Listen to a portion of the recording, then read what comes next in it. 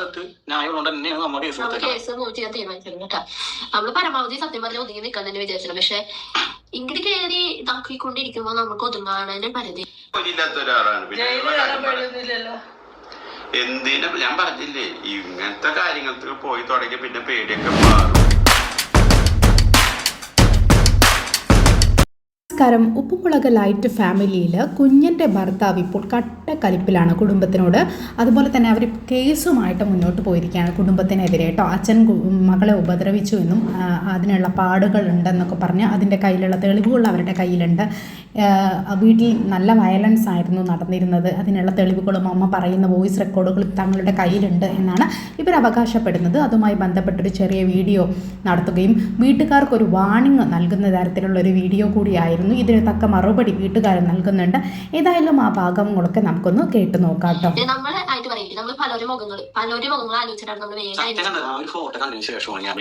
ആ ഫോട്ടോ എന്ന്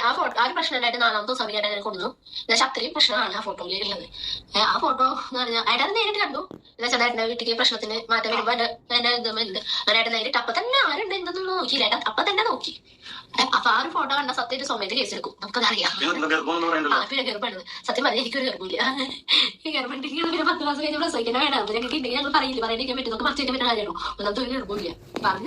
സത്യത്തിൽ ഇവിടെ കുഞ്ഞനും അവരുടെ ഭർത്താവും ചെയ്യുന്നത് വീട്ടുകാർക്ക് നൽകുന്ന ഒരു അവസാനത്തെ വാണിംഗ് ആണ്. കാരണം തന്നെ ഉപദ്രവിച്ചതിനുള്ള തെളിവുകൾ തൻ്റെ ഫോണിലുണ്ടെന്നും അതിക്രൂരമായിട്ട് കഴുത്തിലൊക്കെ ഉപദ്രവിച്ചു എന്നൊക്കെയാണ് കുഞ്ഞൻ പറയുന്നത്.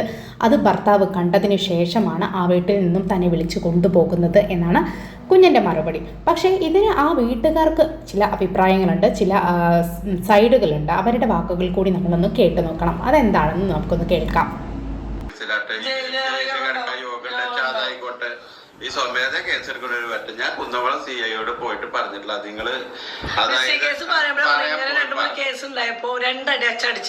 ഞാനുള്ള കാര്യം പറയാലോ, ഓപ്പൺ ആയിട്ട് ഞാൻ പറയാം. ഞാൻ വോയിസ് കേൾപ്പിക്കേ അതെന്തിനാ വെച്ചിരിക്കണേ.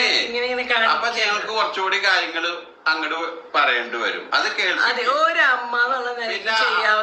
അടിച്ച പാടുണ്ടെന്ന് പറഞ്ഞിട്ട് ഈ പിടിച്ചു നോക്കി. അതായത് കൊടുങ്ങല്ലൂർ അവന്റെ വീട്ടിൽ പോയി അന്ന് നോക്കി, ഈ കക്ഷി കൂടെ വന്നിട്ടുണ്ടായിരുന്നല്ലോ, നോക്കി. അപ്പൊ അതും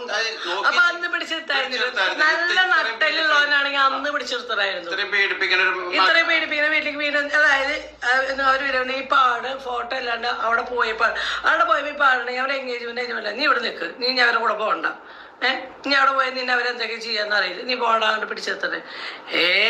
ഇവരെ വലിയ കുടുംബത്തിനെ പറഞ്ഞ് സെറ്റ്. സത്യം പറഞ്ഞാൽ ഇവർ രണ്ട് കൂട്ടരും പരസ്പരം അങ്ങോട്ടും ഇങ്ങോട്ടും പഴി ചാരുകയാണ്. ഇവർ ഇന്നല്ലെങ്കിൽ നാളെ ഒരു പക്ഷേ ഒന്നാകും. കാരണം അങ്ങനെയുള്ളൊരു ബന്ധമാണ് ഇവരുടേത്, ഒന്നായേ പറ്റുള്ളൂ. കുഞ്ഞൻ എന്ന് പറയുന്ന കുട്ടി ഇപ്പോൾ വിവാഹത്തിലേക്ക് കാലെടുത്ത് വെച്ചിട്ടുള്ളൂ. ജീവിതത്തിൽ ഒരുപാട് കടമ്പകൾ കഴിയേണ്ടതാണ്. എങ്ങനെയായിരിക്കും ഇനി അങ്ങോട്ട് എന്ന് പറയാൻ പറ്റില്ല. ഇപ്പോൾ ഈ ഒരു കല്യാണം കഴിഞ്ഞ പുതുമോടിയിൽ വളരെ സന്തോഷമായിരിക്കും. അതിന് ശേഷമുള്ളതാണ് അവരുടെ ജീവിതം എന്ന് പറയുന്നത്.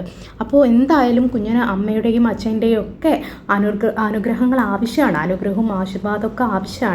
എല്ലാവരെയും വെറുപ്പിച്ചിട്ട് പെട്ടെന്ന് അങ്ങ് പോയി കഴിഞ്ഞാൽ നമ്മുടെ ജീവിതത്തിന് തന്നെയാണ് അത് ബാധിക്കുക എന്നുള്ളത് ഈ കുട്ടി ആലോചിക്കുന്നത് വളരെ നല്ലതായിരിക്കും. കുടുംബത്തിൽ നടക്കുന്ന കാര്യങ്ങളെല്ലാം വിളിച്ചു പറഞ്ഞിട്ടാണ് ഇത്രയും പ്രശ്നങ്ങൾ ഇവിടെ ഉണ്ടായത് എന്നാണ് നമുക്ക് മനസ്സിലാക്കാൻ സാധിക്കുന്നത്.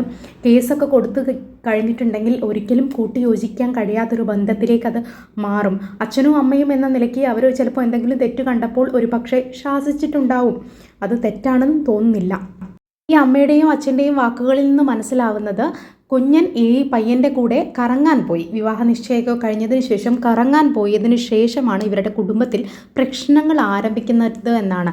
കാരണം കറങ്ങാൻ പോയി വന്നതിന് ശേഷമാണ് ചില പ്രശ്നങ്ങൾ ആരംഭിക്കുന്നത്. ചില തെറ്റ് കുഞ്ഞൻ്റെ ഭാഗത്ത് നിന്നുണ്ടായി. അതൊരമ്മ എന്ന നിലയിൽ ചോദ്യം ചെയ്യപ്പെടും. നാളെ കുഞ്ഞനും ഒരമ്മയാകുമ്പോഴാണ് അത് മനസ്സിലാവുക. അപ്പോൾ ഈ തെറ്റുകൾ തിരുത്താൻ കഴിയാത്ത രീതിയിലേക്ക് പോവാതിരിക്കട്ടെ. കേസുകളും വഴക്കുകളൊന്നും ഇല്ലാതെ തന്നെ വളരെ ശാന്തമായിട്ട് നല്ല രമ്യതയോടുകൂടി ഇത് പരിഹരിക്കാൻ സാധിക്കട്ടെ എന്ന് നമുക്ക് പ്രത്യാശിക്കാം. നിങ്ങളുടെ അഭിപ്രായം താഴെ കമൻറ്റ് ബോക്സിൽ രേഖപ്പെടുത്തുമല്ലോ. എൻ്റെ ചാനൽ ഇഷ്ടപ്പെട്ടെങ്കിൽ ഒന്ന് സബ്സ്ക്രൈബ് ചെയ്യണം, സപ്പോർട്ടും വേണം. Okay, thank